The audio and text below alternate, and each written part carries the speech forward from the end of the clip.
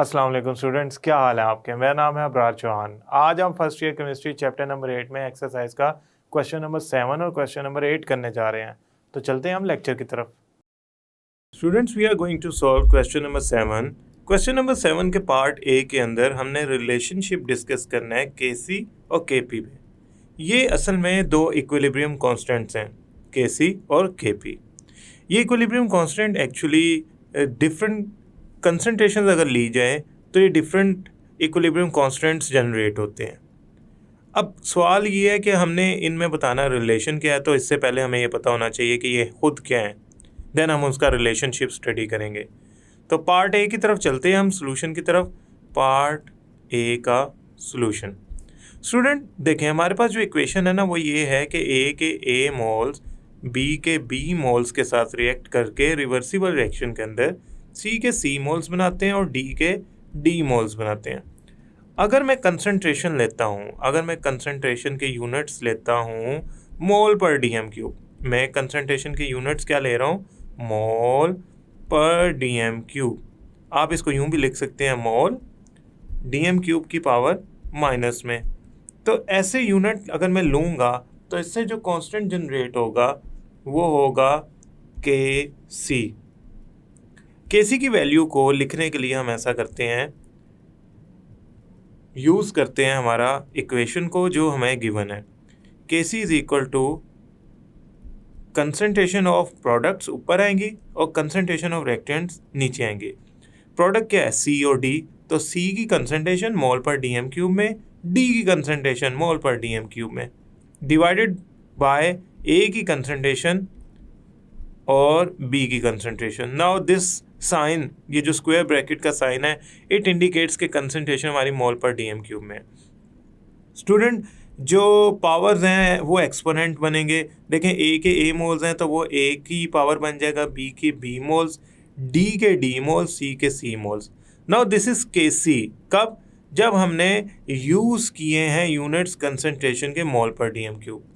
अगर हम कंसंट्रेशन के यूनिट्स तब्दील कर लें, फॉर एग्जांपल आप कहते हैं sir we can we use any other concentration units. Yes, we can use any other concentration units. अब हम यूज़ करने जा रहे हैं concentration units as a atm या टॉर। किन के लिए यूज़ करेंगे, एटीएम और टॉर, यानी कि pressure as a concentration use करने जा रहे हैं। ये हमारे लिए जो इक्विलिब्रियम कांस्टेंट बनाएगा वो होगा केपी। ये कब यूज़ करेंगे, ये हमने तब यूज़ करना है जब हमारे पास गैसियस फेज रिएक्शंस हो। सो गैसियस फेज रिएक्शन के लिए केपी निकालते हैं। केपी किसकी इक्वल होता है, partial pressure of products divided by partial pressure of reactants. देखें भाई, पार्शियल प्रेशर ऑफ सी, अच्छा ये हो गया पार्शियल प्रेशर ऑफ डी, इनका product, divided by partial pressure of A, फिर होगा पार्शियल प्रेशर ऑफ बी। अब स्टूडेंट बात यूं है कि हमने यहाँ पे लिखना है सी पावर में पार्शियल प्रेशर की, या लिखना है डी पावर में, यहाँ लिखना है ए पावर में पार्शियल प्रेशर। एक्सपोनेंट्स है ना, तो ये मोल्स हैं, इक्वेशन में अपीयर हुए हैं, तो इनको एक्सपोनेंट्स की फॉर्म में लिखना है। तो हुआ यूं कि पहले हमने कंसंट्रेशन थी हमारे पास मोल पर डी एम क्यूब, अब हमने सिर्फ कंसंट्रेशन को चेंज किया है और मैंने पार्शियल प्रेशर यूज़ किया है, यानी कि प्रेशर ऑफ इंडिविजुअल गैस। तो मेरे पास ये इक्वेशन आ गई। ये जो इक्वेशन है it represent KP. Now KP और केसी में रिलेशन होता है। केपी और केसी में क्या रिलेशन होता है, एक्चुअली जो आपके पास केपी होता है, मैं ज़रा इस पर हेडिंग लिख लूँ, relation of KP and KC. KP जो होता है वो केसी के इक्वल हो सकता है अगर केसी को मल्टीप्लाई कर दिया जाए ideal gas constant into temperature और delta N, where delta N is actually the difference of number of moles between product and reactant. ये रिलेशन है केपी और केसी का। हाँ, अगर प्रोडक्ट और रिएक्टेंट में मोल्स का डिफरेंस ना हो, यानी कि बराबर हो, जैसे कि फॉर एग्जांपल हम एग्जांपल के तौर पे यहाँ लिख लेते हैं एक छोटी सी इक्वेशन, हाइड्रोजन आयोडीन से मिलकर रिवर्सिबल रिएक्शन में हाइड्रोजन आयोडाइड बनाती है। अब इसमें रिएक्टेंट्स के मोल टोटल 2 हैं, 1 हाइड्रोजन मॉलिक्यूल का, 1 आयोडीन मॉलिक्यूल का, प्रोडक्ट के 2 हैं। इन दैट केस 2 - 2 यानी कि प्रोडक्ट और रिएक्टेंट का जो मोल्स है उनका डिफरेंस निकाला जाए तो वो 0 आता है। इन दैट केस हमारे पास जो Kp होगा ना वो Kc के इक्वल होगा, अदरवाइज उसको RT का फैक्टर यूज़ करना पड़ेगा इक्वेशन के अंदर। Now let's move towards the part B. Part B हमारे पास क्या इंडिकेट करता है? Decide the comparative magnitudes of Kp and Kc। Kp और Kc का आपस में क्या मैग्नीट्यूड टाइप लिंक है इन रिएक्शंस के लिए, अमोनिया सिंथेसिस के लिए और PCl5 के लिए। So let's go for part B. उसमें Kp और Kc का आपस में रिलेशन डिस्कस करना है। पार्ट बी सॉल्व करने जा रहे हैं। अमोनिया का मतलब क्या है? नाइट्रोजन हाइड्रोजन से रिएक्ट करके अमोनिया फॉर्म कर रहा है और ये रिएक्शन रिवर्सिबल होता है, इधर 2 आ जाएगा इधर 3। नाउ अगर मैं इन दोनों में इसका Kp और Kc निकालूं, अगर मैं इसका Kp निकालूं तो Kp वुड बी अमोनिया का partial pressure raise to power 2 divided by partial pressure of nitrogen partial pressure of hydrogen cube. और अगर मैं इसका Kc निकालूं तो Kc निकलेगा concentration of ammonia raise to power 2, क्योंकि ये एक्सपोनेंट्स में आ जाती है पावर, नाइट्रोजन और हाइड्रोजन का क्यूब।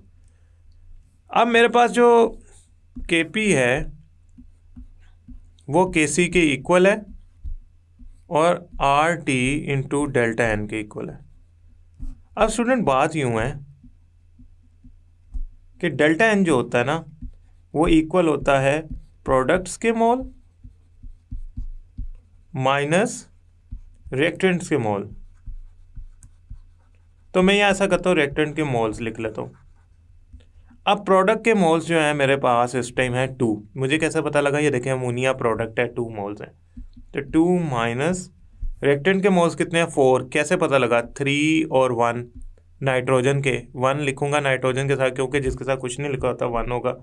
4, तो मेरा आंसर आया -2। तो डेल्टा एन क्या आया मेरे पास? -2। तो Kc इंटू RT -2। अब मैं इसको यूँ भी लिख सकता हूँ इस इक्वेशन को, Kp is equal to Kc over RT का स्क्वायर। अब ये इक्वेशन क्या इंडिकेट कर रही है, ज़रा इसको देखते हैं। ये इक्वेशन इंडिकेट कर रही है कि Kp की जो वैल्यू है वो लेस देन है Kc के। इसका मतलब क्या है? इसका मतलब ये है कि इसको मैं ना समझने के लिए आप यूँ समझें कि फॉर एग्जांपल Kc की वैल्यू है 100, Kp की वैल्यू है 100, Kc की वैल्यू है 200। तो 200 को अगर मैं 2 से डिवाइड करूँगा तो जाके मेरा Kc जो होगा वो Kp के इक्वल होगा। तो चूंकि मैं Kc को किसी से डिवाइड करके Kp के इक्वल लाता हूँ, तो लिहाजा Kc डेफिनेटली बड़ा होगा, तो डिवाइड करके वो रिड्यूस होकर Kp के इक्वल आएगा। तो this relation shows that Kc is greater than Kp। अब मैं PCl5 के डिसोसिएशन के लिए देखता हूँ, तो मैग्नीट्यूड में क्या फ़र्क है? Kp should be less than Kc। अब हम बात करते हैं डिसोसिएशन ऑफ PCl5। PCl5 जो होता है it dissociate itself into PCl3 plus Cl2। इसका अगर मैं Kp लिखूं तो वो आएगा partial pressure of PCl3 multiply by partial pressure of Cl2 divided by partial pressure of PCl5। इसमें अब चूंकि पावर्स इसलिए नहीं आएंगी, सारे 1 मोल्स हैं। और अगर मैं Kc फाइंड करूं तो that would be PCl3 Cl2 and PCl5। Let's do another thing.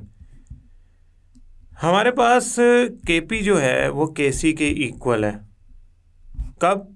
RT delta n के फैक्टर के साथ। अब देखें डेल्टा एन क्या है? The difference in number of moles of product minus reactant. तो मैं ऐसा करता हूँ, डेल्टा एन निकालता हूँ। Delta N is equal to product के मोल्स। प्रोडक्ट के मोल्स कितने हैं? 2। कैसे पता लगा? क्लोरीन के साथ 1, PCl3 के साथ 1, यानी कि जिसके साथ कुछ नहीं लिखा था 1, और रिएक्टेंट में 1 होगा, तो डेट कम टू बी 1। तो KP KC RT delta N की जगह आ गया 1। अब इन दिस केस, इस केस में देखें तो जो KP है ना, KP वो ग्रेटर देन KC आएगा। भला कैसे, इसको सब मैथमेटिकली समझते हैं। आप समझे, आपका जो KP है ना, एज्यूम कर रहा हूँ मैं 200 आता है और KC है 100। अगर मैं 100 को किसी फैक्टर 2 से मल्टीप्लाई करूँ तब जाके वो KP के इक्वल होता है। इसका मतलब क्या है कि मैं KC को जब तक किसी फैक्टर से मल्टीप्लाई करके बढ़ाता नहीं हूँ वो KP के इक्वल नहीं आता। लिहाजा अल्टीमेटली इस रिएक्शन के लिए मैं ये कहूँगा कि KP की वैल्यू बड़ी आती है KC से, क्योंकि KC को जब तक मैं किसी फैक्टर से मल्टीप्लाई ना करूँ मेरा जो KP की वैल्यू है वो जनरेट नहीं होती। It means KC is less than KP। तो मैं लिखूँगा KP is greater than KC for reaction of decomposition of PCl5। Now let's move on towards the next question. Students, now we are going to do question number 8। Write down KC for the following reversible reactions. In reversible reactions के लिए KC की value find करें। Suppose that the volume of reaction mixture in all cases is V। ठीक है, हमने volume reaction mixture का जो है वो V कंसिडर करना है जो इक्विलिब्रियम स्टेज पे होगा। So let's start with the first reaction. हम फर्स्ट रिएक्शन के साथ चलते हैं। पहला पार्ट A का पहला reaction. Now we are going to solve part A, उसका पहला रिएक्शन CH3 COOH यानी कि acetic acid reacts with CH3 CH2OH यानी कि एथेनॉल। याद रखिएगा, जब एसिटिक एसिड यानी कि कार्बोक्सिलिक एसिड एथेनॉल या अल्कोहल से रिएक्ट करता है तो एस्टर्स बनते हैं, और ये एस्टर बनते हैं in the presence of catalyst. ये जो मैं इस टाइम लिखने जा रहा हूँ ना formula, that is actually ester, इसका नाम है इथाइल एसीटेट। अब वो हमसे डिमांड ये नहीं है कि ये रिएक्शन किस किस्म का है, हमसे डिमांड ये है कि इसकी KC निकालें। से शुरू में जब हमने एसिटिक एसिड के A कंसनट्रेशन डाली, एथेनॉल की B कंसनट्रेशन डाली, तो शुरू में तो रिएक्शन स्टार्ट नहीं हुआ ना। रिएक्शन स्टार्ट नहीं हुआ तो प्रोडक्ट भी नहीं बनी होगी, तो 0-0 कंसनट्रेशन हुई। तो जब टाइम 0 था, यानी कि अभी हमने कंसनट्रेशंस मिक्स किए हैं, तो जो शुरू वेरी स्टार्ट जब टाइम 0 कंसिडर होगा तो ये अभी नहीं बनी। आफ्टर सर्टन टाइम A में से X मोल निकल के प्रोडक्ट में कन्वर्ट हो गए, B में से भी X मोल निकल के प्रोडक्ट में कन्वर्ट हो गए, और प्रोडक्ट के बन गए X और X मोल्स। अब इनके साथ 1 2 3 इसलिए नहीं लगाया क्योंकि हमारे सारे जो नंबर ऑफ मोल्स हैं वो 1 मौजूद हैं, और अगर मैं इनको कंसनट्रेशन में कन्वर्ट करना चाहता हूँ, ये जो अब मेरा टाइम है ना वो इक्विलिब्रियम पे मौजूद है, यानी कि इक्विलिब्रियम आ चुका है, टाइम गुजर चुका है, और सर्टेन टाइम के बाद जब इक्विलिब्रियम अचीव हुआ है तो वो उस टाइम की बात कर रहा हूँ मैं। अगर ये मोल्स हैं सारे A-X B-X और X, तो मैं इनको वॉल्यूम से डिवाइड कर दूंगा तो ये क्या बन जाएंगे, ये बन जाएंगे आपकी कंसनट्रेशंस। तो अब ये बन गई है कंसनट्रेशंस। अब मैं क्या करता हूँ, ये जो मेरे पास कंसनट्रेशंस हैं इनकी रेशो लेता हूँ प्रोडक्ट ओवर रिएक्टेंट की, तो KC आ जाएगा। सो अब मैं चलता हूँ KC की तरफ। KC is equal to product की concentration X over V, reactant की concentration A-X over V, B-X over V। तो ये बन जाएगा आपका KC is equal to X² over V² divided by A-X B-X over V²। Student V² तो V² से cancel हो गया ना, पीछे क्या बच गया, पीछे बच गया KC is equal to X² A-X B-X। Now let me tell you, ये जो आपका KC निकला है ना, इसमें वॉल्यूम का तो फैक्टर है ही नहीं, नो फैक्टर ऑफ वॉल्यूम। तो इसका मतलब there will be no effect of volume on this reaction, there will be no effect of volume on this reaction. ये स्टूडेंट्स आपके लिए समझना ज़रूरी है कि वॉल्यूम का जो फैक्टर आया है नहीं तो वो कैसे इफेक्ट जनरेट करेगा KC पे। Now let's move on towards the next reaction which is actually hydrogen iodide वाला रिएक्शन है। ज़रा मैं उसको लिखता हूँ पहले रिएक्शन को, फिर मैं आपको उसको एक्सप्लेन करता हूँ। हाइड्रोजन आयोडीन से मिलकर हाइड्रोजन आयोडाइड बनाता है। अगर मैं ये अज्यूम करूँ कि एट टाइम ज़ीरो इसकी ए कंसनट्रेशन बी कंसनट्रेशन ऐड की गई थी, तो शुरू में तो टाइम ज़ीरो पे तो हाइड्रोजन आयोडाइड की कंसनट्रेशन बनेगी नहीं। आफ्टर टाइम टी जब इक्विलिब्रियम इस्टेब्लिश हो गया, तो आपके पास जो कंसनट्रेशन थी ए में से एक्स निकल के प्रोडक्ट में कन्वर्ट होगी, बी में से एक्स निकल के प्रोडक्ट में कन्वर्ट होगी, और प्रोडक्ट जो है ना वो आपकी 2 मोल्स बन रही है, तो it means it should be 2x।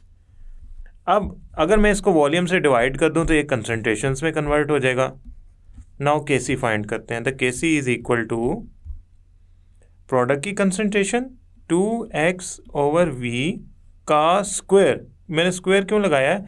क्योंकि ये जो मोल्स हैं प्रोडक्ट के साथ वो 2 हैं, divided by a-x/v b-x/v। Now मैं इसको सिंप्लीफाई कर लेता हूँ। तो स्टूडेंट इसे ओपन करेंगे तो बनेगा 4x² a-x b-x/v। अब ये v² से तो कैंसिल हो गया, क्या बचा? 4x² a-x b-x। इसमें तो वॉल्यूम आया ही नहीं, तो वॉल्यूम का फैक्टर तो है ही नहीं इसमें, वॉल्यूम फैक्टर तो अवेलेबल ही नहीं है। तो इसका मतलब ये है there will be no effect of change on volume, there will be no effect of change in volume. ठीक है। हमारा थर्ड रिएक्शन एक्चुअली इसी रिएक्शन का ऑपोजिट है। पहले हमने हाइड्रोजन आयोडाइड बनाया, अब हम हाइड्रोजन आयोडाइड को डीकम्पोज करेंगे in hydrogen and iodine. Now student let me tell you, process तो वही होगा। देखें इसके जो मोल्स हैं इनिशियली वो ए लिए गए, तो प्रोडक्ट तो बनी नहीं होगी टाइम ज़ीरो पे। जब इक्विलिब्रियम आ जाएगा तो आपकी जो प्रोडक्ट है वो बन जाएगी।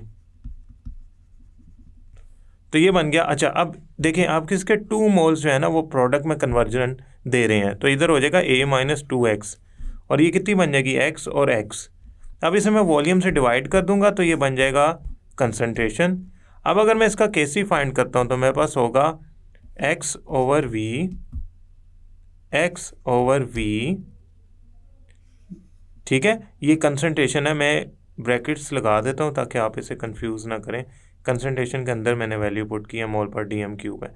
अच्छा a-2x/v का स्क्वायर। अब इसे सिंप्लीफाई कर लें तो ये बन जाएगा x²/v², a-2x का स्क्वायर ओवर v²। अब ये v² से कैंसिल हो गया तो आपके पास बन गया x² का स्क्वायर। स्टूडेंट इसमें भी वॉल्यूम फैक्टर नहीं आया, नो वॉल्यूम फैक्टर, तो इसका मतलब there will be no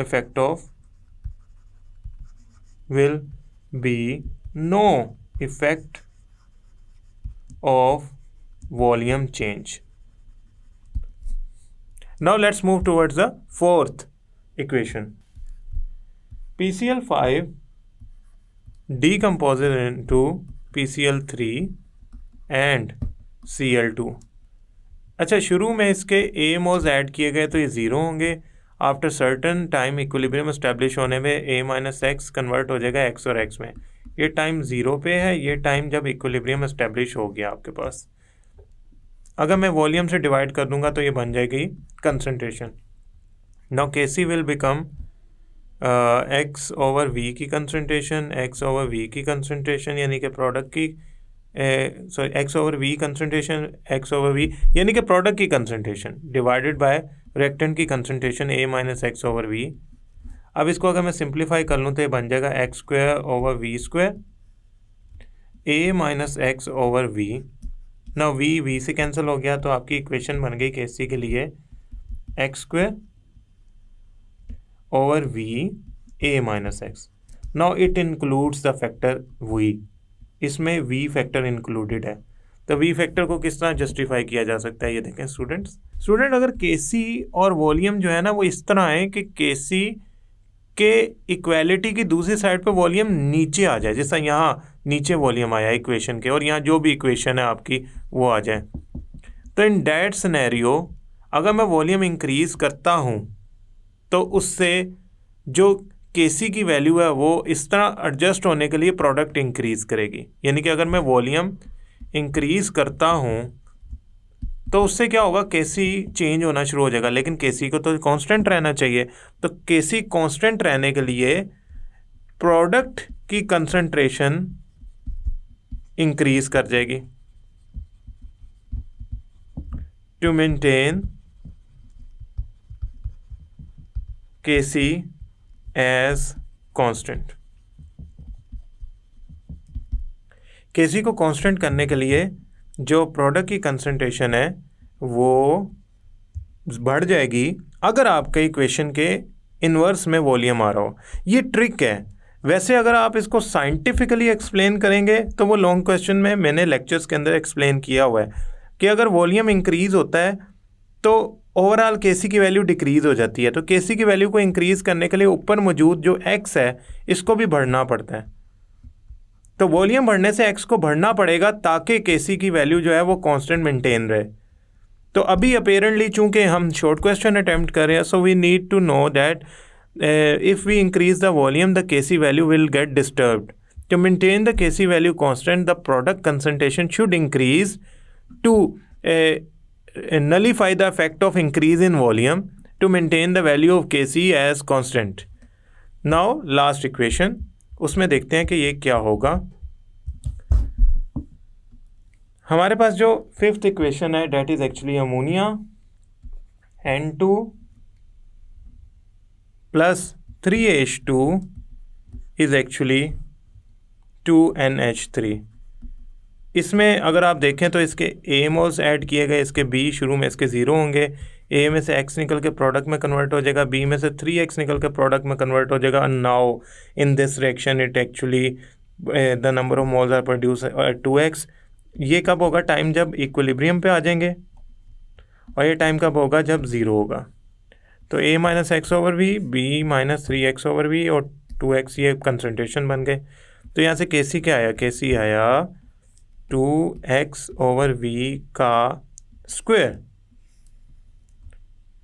a minus x over v, b minus 3x over v का cube.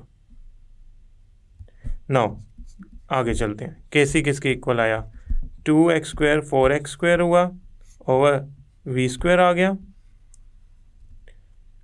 a minus x over v आया, b माइनस 3x का क्यूब ओवर v क्यूब आ गया, क्योंकि ये क्यूब है ना दोनों जगह पे होगा। तो ये आपका एक बात तो ये है कि क्यूब इस स्क्वायर को कैंसिल कर देगा, तो बन गया 4x स्क्वायर ओवर ये, अच्छा ये v चूँकि सबसे एंड पे है इक्वेशन के तो ये सबसे ऊपर आ जाएगा, v square a minus x b minus 3x cube. अब इसमें इक्वेशन में ना वी स्क्वायर ऊपर आया है, वी स्क्वायर ऊपर आया, यानी कि ये एक ऐसा रिलेशन बना है जिसमें केसी जो है वो इस तरह आया है कि वॉल्यूम ऊपर आया, चाहे स्क्वायर में आया, मीन्स यहाँ पे मैं कोई भी वैल्यू लिख सकता हूँ 1 2 3, अगर ऊपर आया और साथ बाकी इक्वेशन लिखी हो, यानी कि ये जो 4x स्क्वायर है, a minus x b minus a, ये इक्वेशन का बाकी हिस्सा, और मैं सिर्फ इंडिकेट यूज़ कर रहा हूँ v को। अगर ये इस तरह है कि ये इक्वेशन में ऊपर आए, न्यूमिनेटर में आए, न्यूमरेटर में अगर ये आएगा केसी के साथ, तो आपने एक चीज़ सोचनी है, वो ये कि अगर मैं वॉल्यूम इंक्रीज़ करता हूँ इन डैट केस, तो जो प्रोडक्ट यानी कि एक्स कंसंट्रेशन है ना उसको कम होना पड़ेगा, ताकि क्या हो, केसी जो है वो कांस्टेंट मेंटेन रहे। सो मैं यहाँ लिखूँगा the if we increase the volume in this reaction where volume is available in numerator, the product और concentration of product x should decrease to maintain the value of KC as constant. Part C जो था ना वो actually हमारी केसी की interpretation थी with respect to volume, वो सारे रिएक्शंस के लिए मैंने कर दी है। आई होप स्टूडेंट ये लेक्चर आपको समझ आया होगा। नेक्स्ट लेक्चर तक के लिए अल्लाह हाफिज़।